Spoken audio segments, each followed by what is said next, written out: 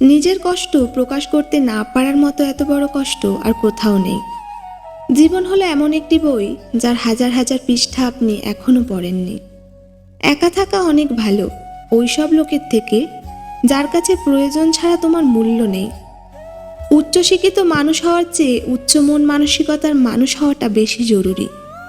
কিছু মানুষ আছে যারা নির্দিষ্ট একটা মানুষের জন্য শত মানুষকে উপেক্ষা করতে পারে, কিন্তু দুর্ভাগ্যজনক হলেও সত্য যে সেই উপেক্ষার দাম সবাই দিতে জানে না।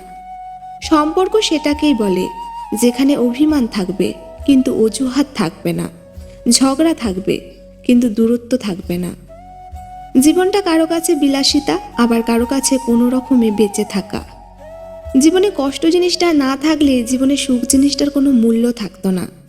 মনে রেখো, নকল মানুষের অতিরিক্ত মিষ্টি কথার চেয়েও আসল মানুষের রাগী কথাই ভালো।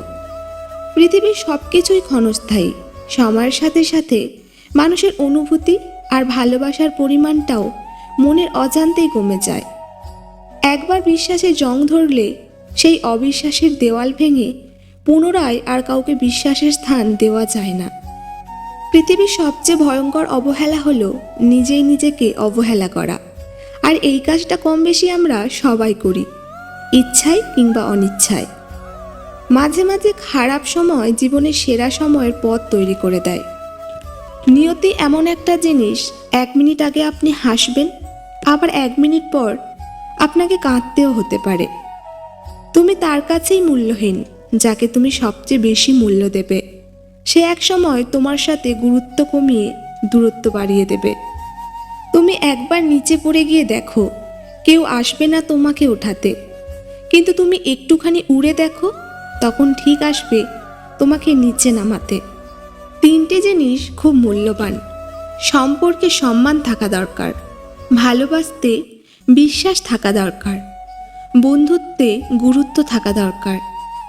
রাত কারোর জন্য খুব রোম্যান্টিক, কারোর জন্য একাকিত্বের উচ্ছ্বাস, আবার কারোর জন্য নীরব কান্না, তো কারোর জন্য গাঢ় দীর্ঘশ্বাস। তবুও রাত সুন্দর, রাতে চাঁদের দেখা মেলে। আপনি কাঁদতে কাঁদতে চোখ লাল করে ফেলবেন, কিন্তু স্বার্থপররা কখনো আপনার খোঁজ নেবে না। এটাই বাস্তব, স্বার্থপর কখনো খোঁজ নেয় না। ভালোবাসার মানুষকে চোখ দিয়ে নয়, হৃদয় দিয়ে অনুভব করতে হয়। তাই আজ আমি তোমায় না দেখলেও ভালোবাসি। তুমি আছো অনেক দূরে, তবু আছো আমার হৃদয় জুড়ে। কখনো এমন কাউকে ঠকাতে যেও না যার পুরোটা জুড়ে শুধু তোমার অস্তিত্ব। তাকে ঠকানো মানে তুমি নিজেই ঠকে যাওয়া। অন্যের ক্ষতি বা তার জন্য যে গর্ত করছেন, গভীরতাটা একটু কম করবেন, কারণ সেই গর্তে আপনাকেও একদিন পড়তে হবে। একজনের দিক থেকে যখন অবহেলার মাত্রা বেড়ে যায়, তখন অন্যজনের ভালোবাসা ক্লান্ত হয়ে পড়ে। কাউকে শূন্য ভেবে অবহেলা করো না। প্রতিটি কাজ শুরু হয় শূন্য থেকেই, ধাপে ধাপে তা পূর্ণতা পায়। যারা স্বার্থের বিনিময়ে সম্পর্ক রাখে তারা আকাশের মতো, যে কোনো সময় রং বদলাতে পারে।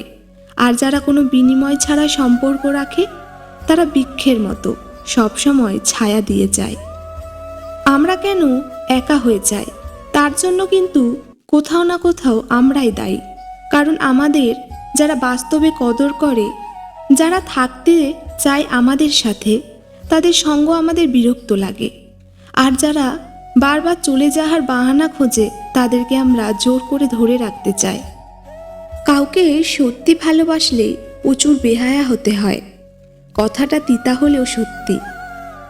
অর্থ আর স্বার্থ দুটো একে অপরের পরিপূরক। অর্থ ফুরিয়ে গেলে আপনি সমাজের কাছে মূল্যহীন, আর স্বার্থ ফুরিয়ে গেলে কিছু সম্পর্কের কাছে আপনি মূল্যহীন। লোভ মানুষকে অনেক নিচে নামিয়ে দেয়, আর অভাব মানুষকে অনেক কিছু শিখিয়ে দেয়। এমন একটা সম্পর্ক হোক, ঝগড়া হবে, অভিমান হবে, কিন্তু কখনো বিচ্ছেদ হবে না।